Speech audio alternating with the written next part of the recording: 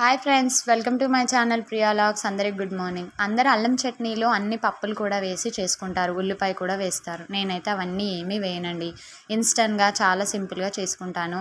5-6 ఎండుమిర్చి వేసేసుకొని ఈ విధంగా ఫ్రై చేసుకుంటాను. ప్యాన్లోకి ఒక 1 టేబుల్ స్పూన్ ఆయిల్ వేసి దీంట్లోకి అల్లం ముక్కలు కూడా వేసేసుకొని దీంట్లోనే ఇంకా మనము ధనియాలు, జీలకర్ర ఒక్కొక్క స్పూన్ వేసుకొని ఈ విధంగా ఫ్రై చేసుకొని 5-6 వెల్లుల్లి కూడా వేసుకొని బాగా ఫ్రై చేసుకోవాలండి.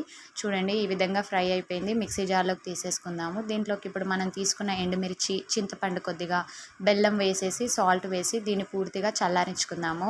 పెసరట్టు అయితే రెడీ చేసేసుకుందాము. నేను ఈ అల్లం చట్నీ పెసరట్టులోకే చేసుకుంటున్నాను. ముందైతే పల్లి చట్నీ చేసేదాన్ని, బోర్ కొట్టేసి ఇంకా అల్లం చట్నీకి అయితే టేస్ట్ మార్చేసాను. ముందు నేను అల్లం చట్నీ మైసూర్ బజ్జీకే తినేదాన్ని, కానీ ఇప్పుడు పెసరట్టులో కూడా అదే తినేస్తున్నాను. చట్నీ పెసరట్టు రెండు అయితే రెడీ అయిపోయింది. చూడండి, చాలా బాగుంటుంది. Simple recipe. వీడియో నచ్చితే లైక్ చేయండి. మరిన్ని వీడియోస్ కోసం